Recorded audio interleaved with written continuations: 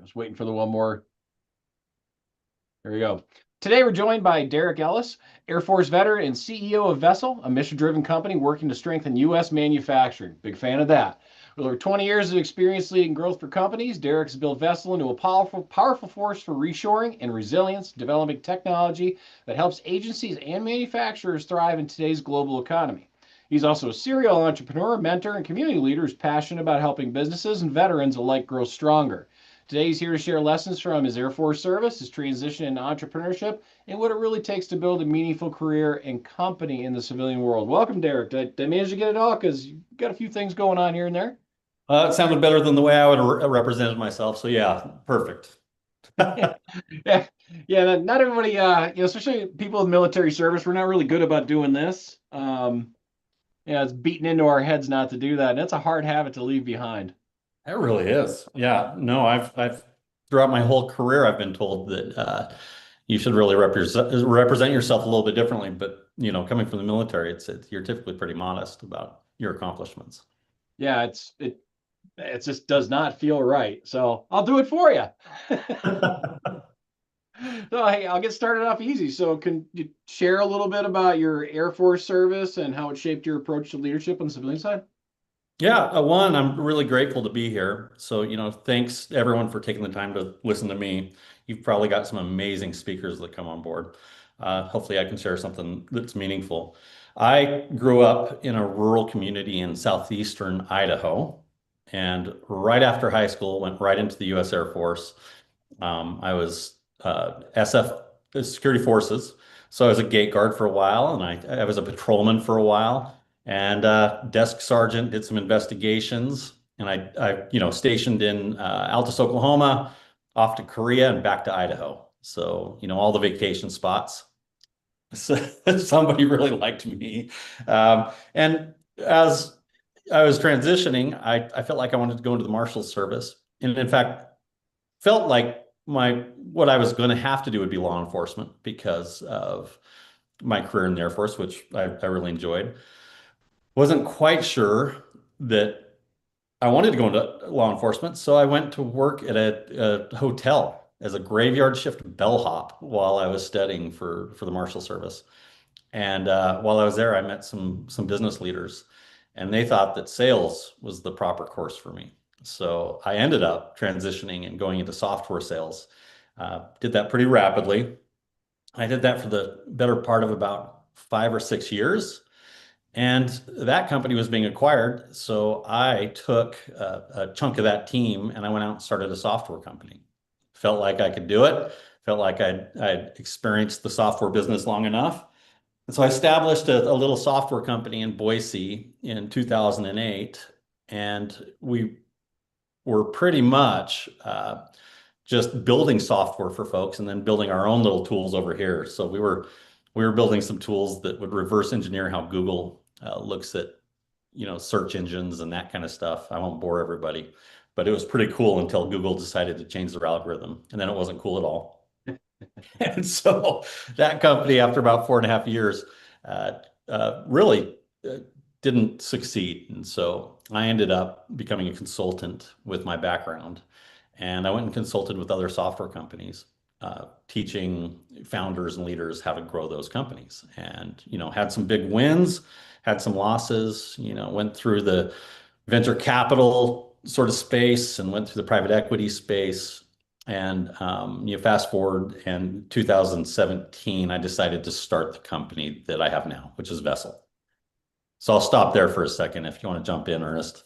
No, I pontificate, brother. That's what you're here for. All It's right. Well, okay. So during my experience in software, I ended up working with a lot of different manufacturing companies and pretty much experienced that, there were challenges with those manufacturing companies adopting automation and new technologies, especially as it pertains to like procurement technology and ERP systems, which is just really the management of the manufacturing operation. And so I ended up pretty quickly turning a company into a consulting company through retainers, and it was all self-funded. So I right out of the gates, didn't have a lot of money. Started this company and went in and would assess a small manufacturer's needs on how they would, think about their supply chain, their leadership, a number of elements. And they pay me to stick around and help solve those problems or bring experts in to solve those problems. And what started to take place is I was working with a lot of consultants that were helping these manufacturers. And I noticed that the consultants weren't doing a good job of aligning with these manufacturers. So to work with the manufacturer in the US, it takes a lot of trust. They don't just let people come in and work with them. They're busy, and I'm talking small to medium-sized manufacturers, which make up 98% of all manufacturing in the US right now. So, things are moving too fast. Everything is expensive. They're having workforce issues, and it's hard to stop long enough to bring a consultant in to help them. But manufacturers will work with consultants every year. So 40% of all the manufacturers in this country will work with the consultant this year, and over 80% of them will be dissatisfied from that engagement. And what we were learning is it's really that early alignment with the manufacturer, building that trust, understanding what the priorities should be, and really figuring out what first should be done to solve that manufacturer's problems simply. So picking a thing that has the highest return for that manufacturer. And then you start building trust, and they're going to bring you into more of that operation. So seeing this over and over again, I decided to build a piece of technology around it. So what we've created essentially now, this is Vessel, is a smart assessment platform. And really what that is, it's an assessment management system that builds recommendations for a consultant. So a consultant that wants to work with the manufacturer will conduct an audit or an assessment with that manufacturer. And this tool helps them align resources, funding, all kinds of external things for that manufacturer that the consultant may not even know would have existed. And it allows that consultant to take a really good first step with that manufacturer. It gets them the project, and they go and have successes from there. So we've been doing this for about 8 years, and the technology was launched 3 years ago. We are in 14 states now, so we're expanding across the U.S., and we're talking about some partnerships with some national programs. So that's where we're at today. A team under 10, which is great for me. Yeah, that's you got these guys working, is what it sounds like. Oh yeah, yeah, we're burning the midnight oil for sure. And that's quite the change from, sitting at the gate and, go ahead, doing the arm waves and all that. And I love seeing that. But I mean, yeah, exactly. Yeah, you got a sticker. Yeah, yeah, oh, yeah, yeah. Papa salute. So I mean, what was the hardest part about transitioning from the military to eventually find yourself here? I felt lost. I wasn't sure what the right decision should be. I wasn't really aligned with what I should be doing next, and so that had me chasing different opportunities. I wasn't real clear, and it the other difficulty was building relationships because you have to start getting out there, meeting people, and typically around that area that you want to start moving yourself into, I think. And yeah, it's very difficult to network if you're an introvert, and so that was a challenge for me for sure. But it's really core to finding that next piece of work. I just kind of lucked out that I had the opportunity trapped in the hotel. So, Yeah. but I did through my travels. I ended up consulting with a company called Refer.com, and it's a piece of technology that was acquired. And the whole example behind Refer.com is to build a network of people that speak to or are connected to the target audience that you want to be connected to, so you can build referrals and network for relationship referrals. It's funny you say the introvert part because people here probably would know, but I am an introverted extrovert, meaning I am perfectly happy never having to talk to anybody. But when I go to talk to people, I can do it. So I totally understand what you're talking about. You're like, hey, I just want to do my work, but it's like, you got to get out there and build those relationships. And yeah, it's tough. So I mean, how'd you find your footing in the business world getting out of the Air Force? What was your aha moment? Like, this is where I belong. Um, one, I think veterans, I think military people, I think we work hard. So one, it was proof of performance. I went to work with a group of people that saw pretty quick that I had a strong work ethic. I was gonna be in early, stay late. I was going to make sure that I didn't leave until the job was done. And so it was really building within my internal professional environment within that business. And then it gave me enough time to start networking externally. And they became my connection to network externally since I wasn't really from Boise at the time. And that's where we're based now. And then just consistency, right? Just get to those meetings and really being curious about other people and what they're doing and why they do it, and not just leading with who I am and what I want was really important. So showing them that you take the time to understand them over you trying to define yourself was really important as well. Well, I mean, that's what you do in consulting. I mean, you can't just go in there and day one like it's office space. And so, what would you say you do here? You gotta get a flavor for the business because I imagine you're walking into a very different room every time, whether they're manufacturing widgets or they're an SAS. Yeah, and you don't just spill the beans, right? Like I used to be guilty of trying to really inform people on what I do. And within, 10 seconds, I could tell people they were passing out in the conversation. And so I was just like, what am I doing wrong? And it's you just back up a little bit and ask questions, and that was really effective. So, if you could go back to a younger self, just getting out of the Air Force, what danger warning cautions would you give yourself?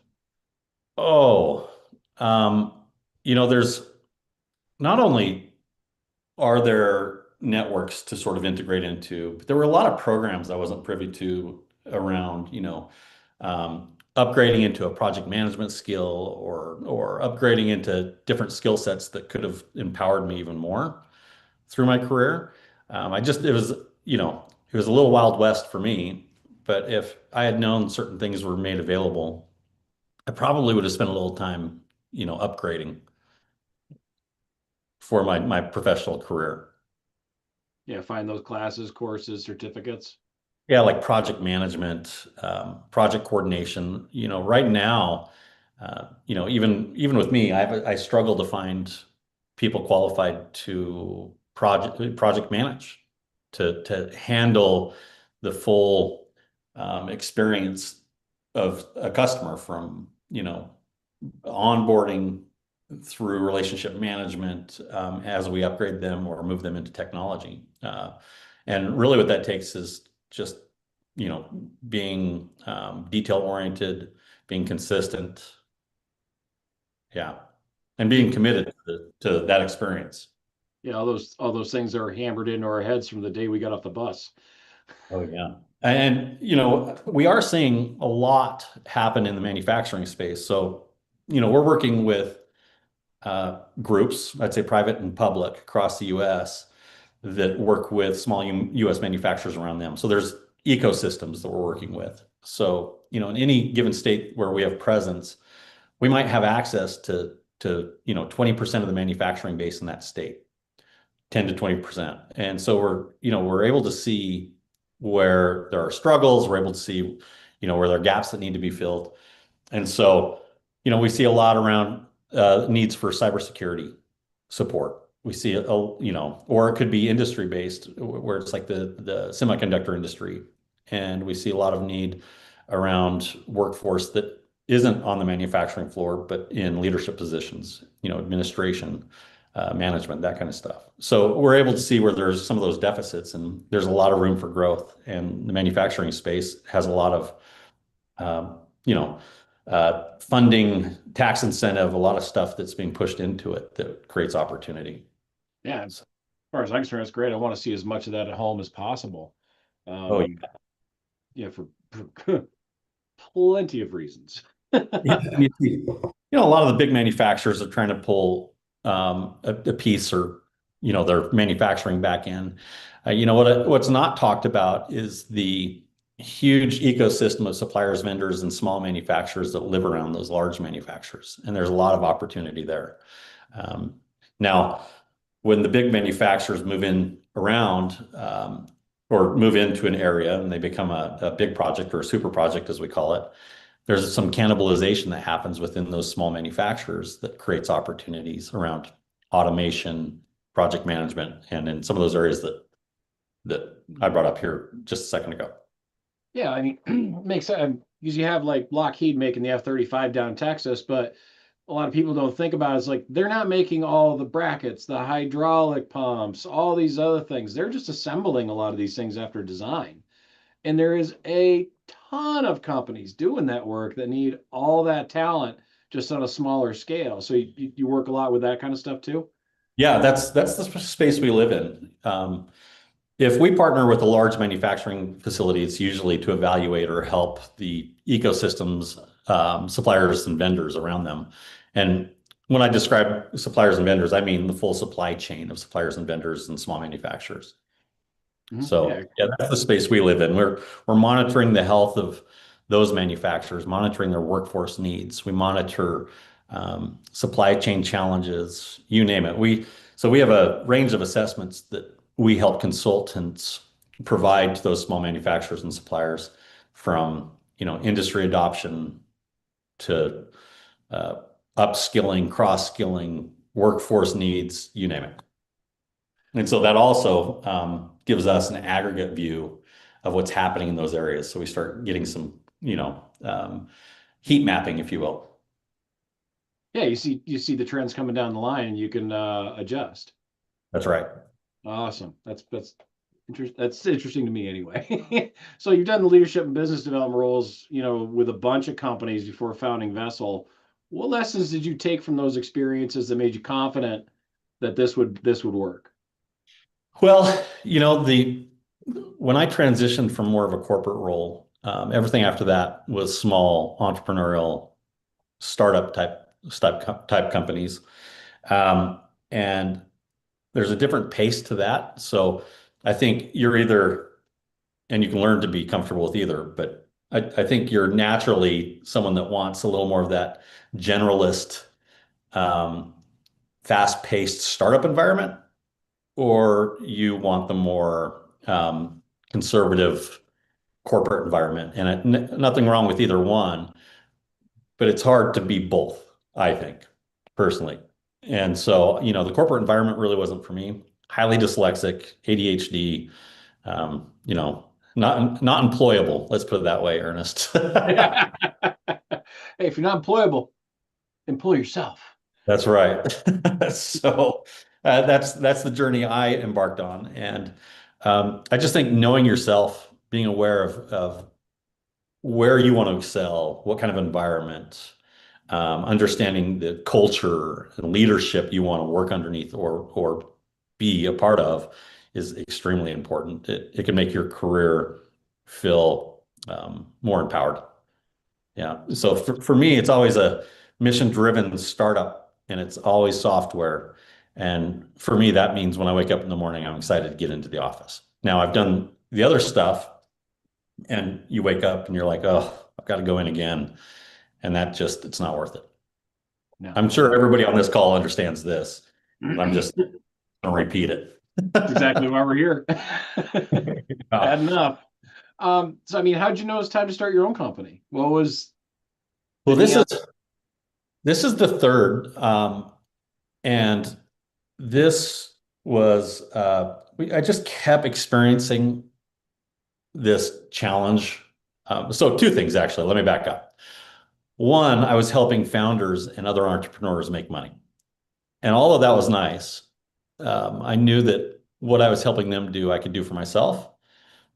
And so, because I had owned, a startup before, and it went fairly well. not amazing, but fairly well. I knew I was capable of going out and doing it for myself. So after helping a couple of founders make some money through the VCs and private equity, I was like, okay, it's my turn to get back out there. So that was the main motivation. And there was a problem that I kept seeing. You keep seeing this consulting problem over and over again, and you see it in different industries, and you keep seeing it wherever you go, and it almost becomes impossible not to want to solve it. If you're, a whiteboarder or a problem solver, someone that locks yourself in a room and pencils these things out constantly, um, then you've got to, for me, I had no other decision to make but to start it. And, starting a company is the least difficult part of that whole process for the That's entrepreneurs out there. Now, bringing the revenue in consistently and operating the business, that's a whole different conversation. Yeah, it's a different animal altogether. You got the best idea in the world, but making that side of it happen is the hard part. Oh yeah, yeah. So, having a quality product that with low attrition rates, and we've done a pretty good job of that. Any of the organizations we brought on, we've actually had zero attrition in 3.5 years with software product. That's So, ridiculous. oh yeah. Well, you know, we're a customer focused strategic software company. So what I mean by that is everything that we develop is after we've had enough of our customer base ask for it. So feature development. I'm not creative in that regard. I just listen to what people need, and we've solved, their workflow needs. And what we've created is not if somebody else could create this, but we found a community that wants it, and we just listen to them and we build relationships with that community. And now they highly endorse us. So Yeah, well, you listen to the customer. I mean, it's everything. yeah. I mean, that's how big companies, got big is they were listening to their customers. And then what they did from there is a different story in some cases. Sure. Um, you get the apples of the world, they're like, yeah, we know what you want. Now it's like, this is what you want. Like, But this is what you're going to get. yeah, this is what Um, you're gonna I, get. I think, keeping with the mission is important. Our team is very mission driven, and we have great relationships with these customers, and we want to solve their problems. So it's a lot of fun. So, I mean, do you feel like your military background helped prepare you for entrepreneurial risks? Yeah, you know, I think so much, and it's been a long time, but I know the military had such a great effect on how I thought about structuring myself. And I hate to use the word discipline, but by There. disciplining myself, I've been able to overcome so many things that grew me within my professional career. Just being the person that wakes up a little bit earlier than the next person, just being the person that has a little bit of a routine, which the military, that is really where I learned routine and discipline. So, yeah. And it saved me because I'm not the smartest guy in the room ever. I may not, or human. I'm not the smartest human in the room, but I've always outworked everyone else, and so that's been my competitive edge. Well, hey, I mean, ants aren't the smartest critter out there, but there's lots of them that work really hard and they're still around. They're doing it. Yep. And Yep. it goes a long ways. I mean, so how do you see, the reshoring of US manufacturing and how it can pertain to the folks on this call? So there's, so much of the new focus around manufacturing is creating opportunities. So what I mean by that is, a new focus on the DoD space in manufacturing. So any manufacturing supporting DoD projects, there's a lot of funding and growth around that, which means there's huge opportunities if you can just decide if you're wanting to work within that system or if you want to be an entrepreneur and build something. And uh, it's not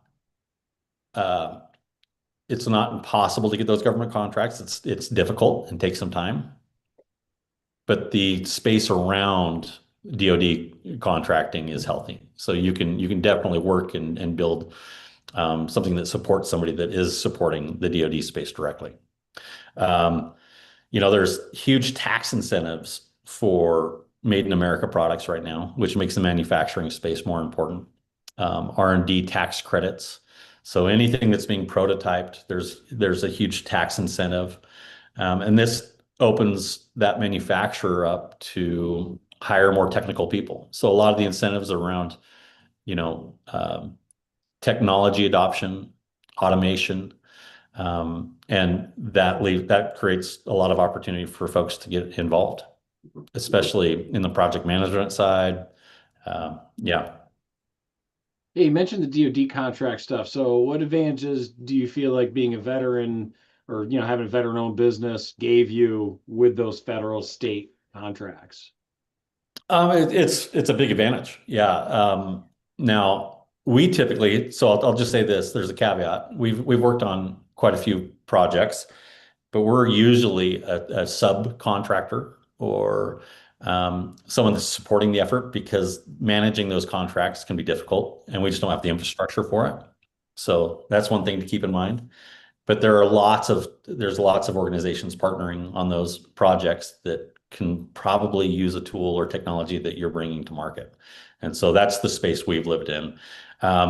We just won the SBA small business veteran-owned small business in Idaho this year. So that has given us some credibility and some visibility, which was really nice.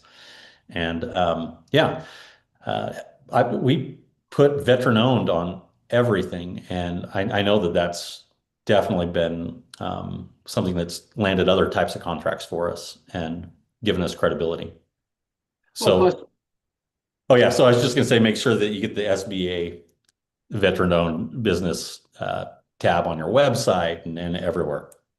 well, the other thing too is, I mean, you have kind of advantage because you're familiar with how to read that kind of stuff from an internal point of view because you used to see it every day on the military side. Then it's kind of written in the same language in the civilian side, right? Where you're able to Very much translate so. better. And you go to one of these meetups with DoD procurement folks, or there's lots of good organizations that support the DoD relationship between business and the DoD contractors. And just being a veteran immediately connects you to that person. Like we're a part of that we served group, and the conversation flows better. So even the networking is more effective being a veteran walking into those conversations. Yeah, point of commonality with a lot more people too. Oh yeah. And there are so many great veterans organizations across the US that can support in different ways that, just taking a little time to research that is important. Like I know locally in Idaho, we have several that, help push people towards, you know, um, uh, different courses or, different funding programs and grants, of course. So, just like Seven Eagle, right? Yeah. Yeah, that, that's why we're here. We're trying to help. And you Hey, guys have so a really good, large grasp of this across the US, which is amazing. yeah, we're trying to get more and more folks in. So if you have anybody send them our way. Happy to help. Absolutely will. Yeah, I mean it's that's what it's all about. So I mean we're kind of used to operating with the structured systems, but how do you encourage flexibility and creativity in entrepreneurship with us when we're so used to the rigid structure? Yeah, that's a great question. You know, we have to break things constantly in an environment like mine. So let's say less than corporate. We move really fast. When I've pulled people in from larger companies, they've burnt out often with the speed that we're moving, which means you have to be okay with some imperfection. Uh, and it happens all the time. We just encourage a what did we learn from this? How do we improve it next time? But we can't slow down sort of mentality. And as long as we're really good communicators with our customers and we don't surprise them, we've done just fine in that regard. But I think there is a need to sort of loosen up on rigidity in an environment like ours because it's going to be painful. But as we scale, and we're already here now, bringing people in that are more structured is really important. So you've got this, kind of Wild West thing that's going on. And really quick, when you start scaling, you need structure and you need it in order to grow the way you need to grow. So we're now back in that phase where we're building structure within the organization. And so the Wild West stuff is not nearly as promoted. Yeah. Yeah. Well, yeah, people get a little shy about Wild West companies coming in to do help too. They're like, these guys might be a little too radical. Well, and No. with what's happening in AI and everything you see out there, that's pretty Wild West. So people are looking for more structure. And if you can, if you can be that structure for them, I think it's highly beneficial. So do you kind of have you kept any personal habits or disciplines from your military time as a CEO? Where you said, man, I'm glad I learned that back when I was 20 years old because this is Every perfectly. every morning, I do at least, and this, I'll say this is probably pretty simple, but every morning I do about 30 minutes of, activity, workout, maybe get a run in, something like that. Then I sit down with my coffee and I write out the top three things I need to get done today, and then I write everything else out. And that's been consistent since I was, in the service. Um, yeah, I think that's an everyday thing for me, and maybe it's a pattern that I wouldn't be able to break even if I tried. Doesn't seem like you'd want to. I mean, have you seen any other people that, are similar to you that have patterns like that?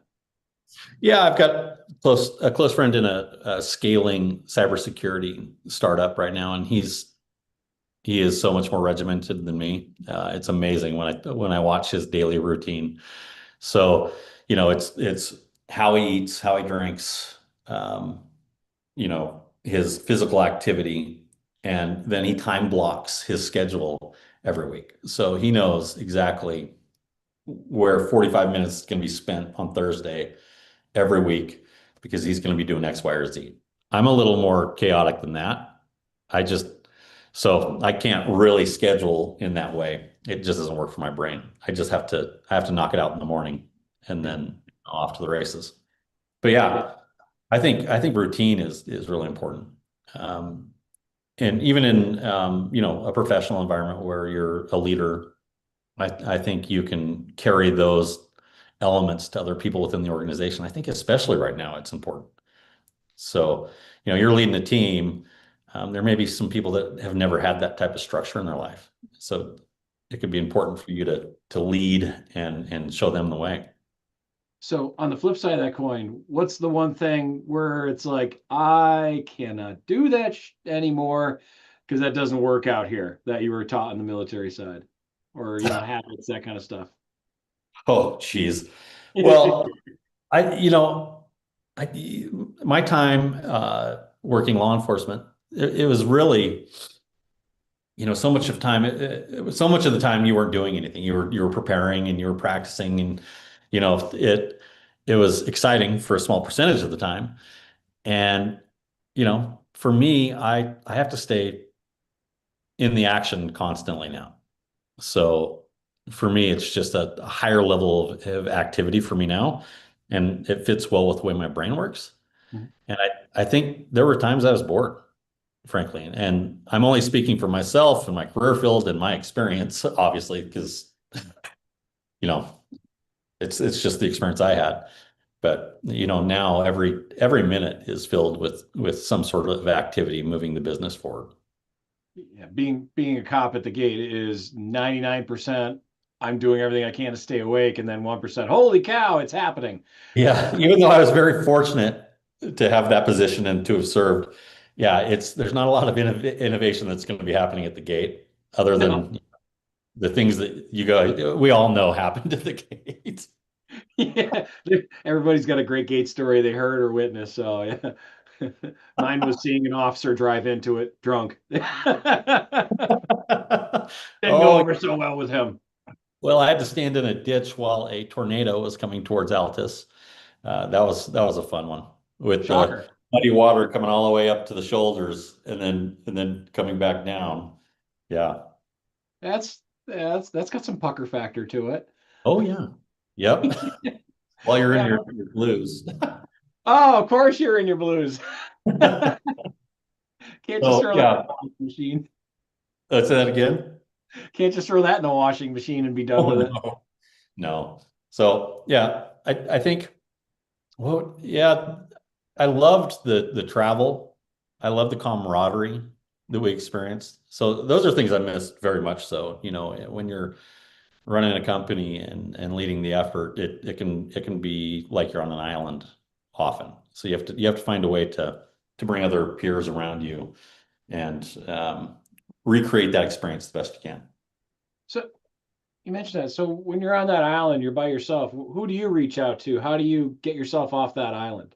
I, Because that's I something we're all going to be guilty of at one point or another. I always find battle tested people. So, who else has been through it and is similar to me. So I've got a network of business owners that are all in the software space. They didn't hit it out of the park immediately. So it's people that have gone through the same challenges. And I've had lots of advisors, and although having advisors is good, sometimes they don't give you the right information. So what I mean by that is, everybody wants to be helpful or help. Doesn't mean that that advice is helpful. So, you know, getting advice and help from the right people is really important, very, very important. And getting advice when you actually need advice, and then making your own decisions once you get it is really important. I mean, I could talk for an hour on how to engage with advisors and investors, um, and how not to, because I've made really poor decisions and then I've made good decisions. But So that's a great segue because I was about to ask you about, the bad. Can you share a failure or setback that taught you a very valuable lesson? yeah, partners. So this is really for those that are starting a business or want to start a business, and be really careful if you are going to start a business with a business partner. I would highly suggest that you have the majority ownership and you really think about it from that aspect. I've had a couple of challenging experiences where it was a 50-50 ownership, and it just didn't go the way that you would want without going into detail. Yeah. And moving forward now, I'm only 100% owner of the companies that I start. Yeah, Yeah, it's and I've had partners that were amazing people, and it still went south. So, well, you're going to have your own background ideas, thoughts about the future, interpretations of somebody's message. and it These gets things hard. happen. It Huh? gets really hard. I've been someone that has self-funded, and so you don't have quite the trajectory that you'd have with investors, at least with this project. And so it can take longer. You can be paying yourself less. It can be more challenging. And when those things are happening in a partnership, it can be pretty, it can get pretty real. Yeah. Yeah, I can't. Well, it's funny because I gave similar advice when I would be, selling a house for somebody or helping a young couple buy a house. And hey, I'm Bob. This is my girlfriend. Blah blah blah. I was like, oh, who's got the mortgage letter? Oh, yeah, Bob does. And I would say, your name is the only one on there unless you're married. And I get some looks. I'd say it to only the individual who had the letter because I said I've seen it too many times. And it's just like business. You have to look at it that way. Unless you're married, That's right. yeah, mitigate And your I've been risk. giving that advice, you know, but it's still experiencing that now. It's a hard rule for me. Oh yeah. And because of that advice I've given to men and women, like if your name is on this, yours is the only name on this. Uh, Right. because And I've and with seen this. equity, if you so often when you're starting a company or you've had a company for a little while and you're looking for funding or you're looking for leadership help or you're looking for any number of these things, people will ask to come on board with equity, or they want to participate because they see something special, and you have to be really careful about that, giving any ownership away. It can. it can be very enticing.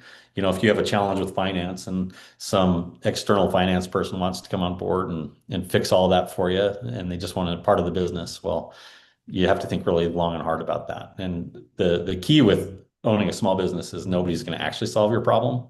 So if you're bringing somebody in that is going to solve something you don't understand, you're going to be in trouble.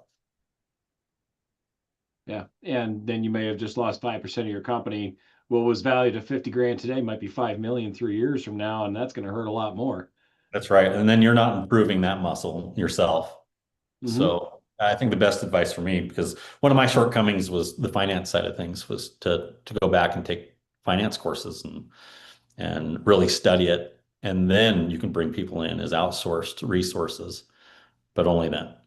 Oh, because you kind of understand what they're doing, right? Yeah. Yeah. Yeah, you don't have to be a master of it, but you should at least know the map. That's right.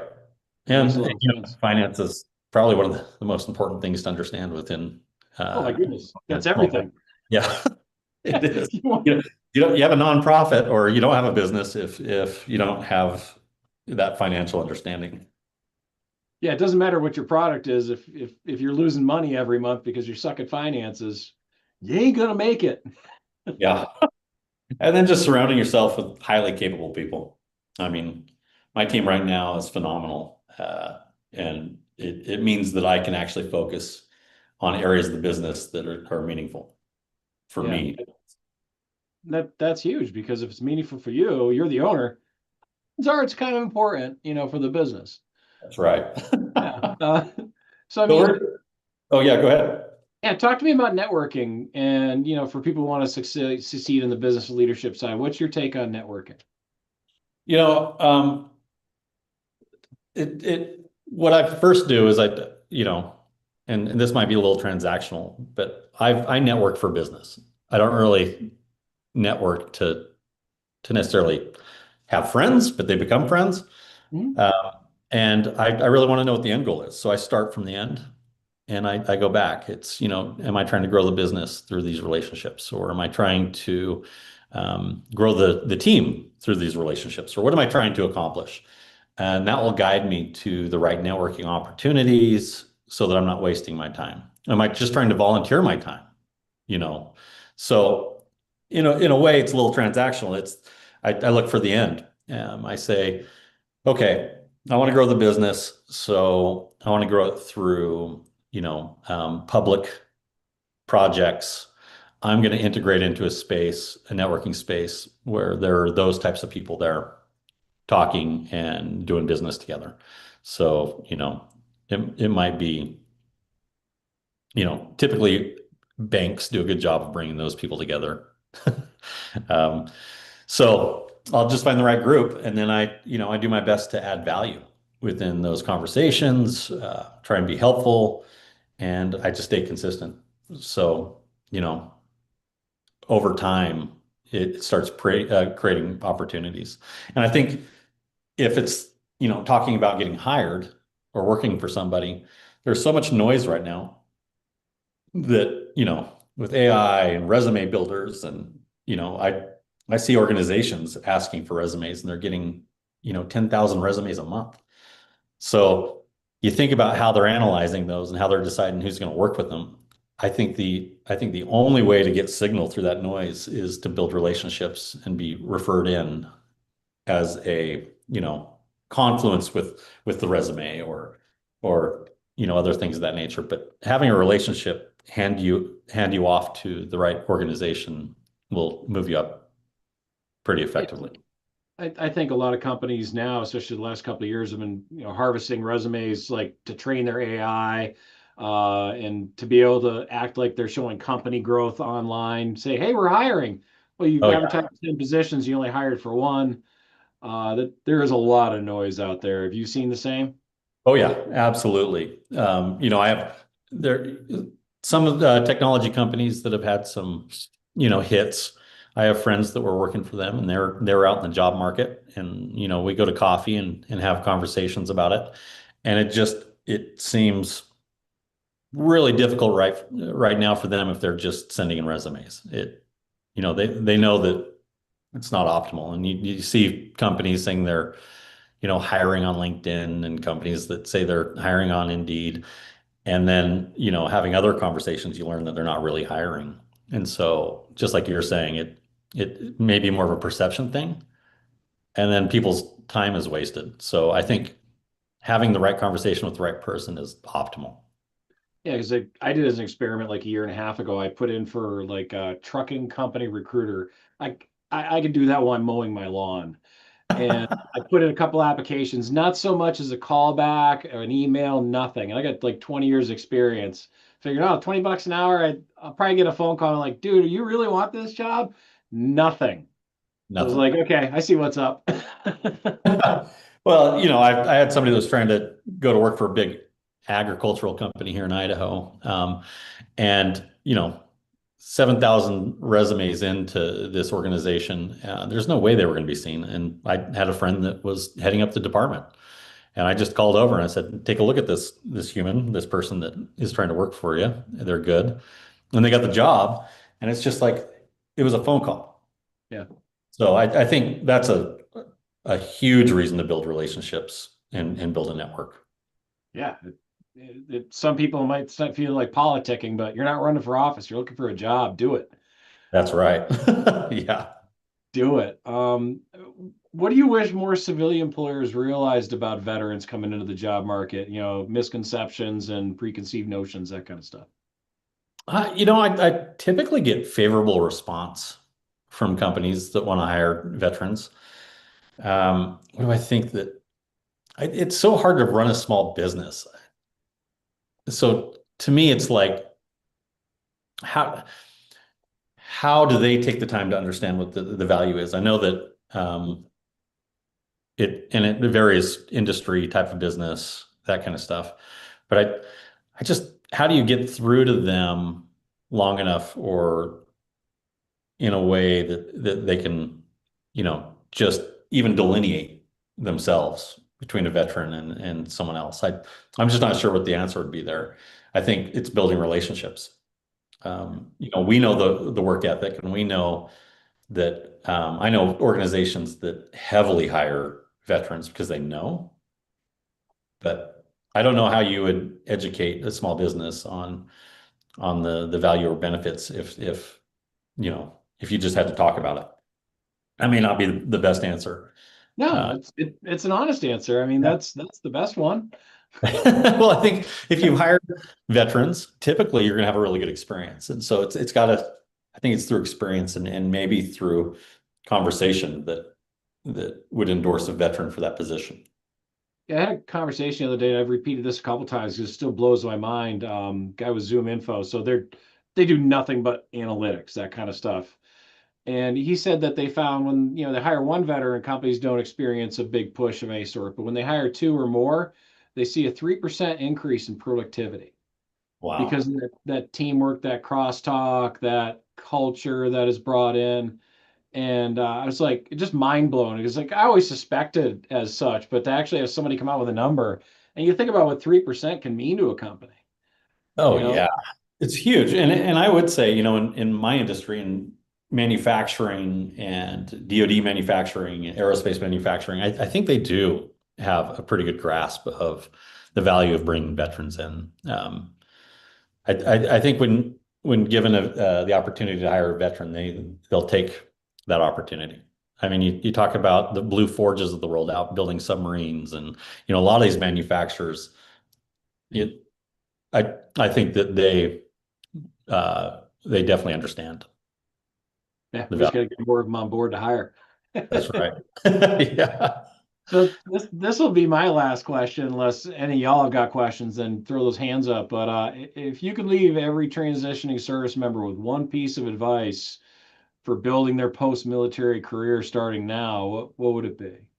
Mm. Yeah, throw a tough one for the end there. Yeah. Oh, I wasn't prepared for that.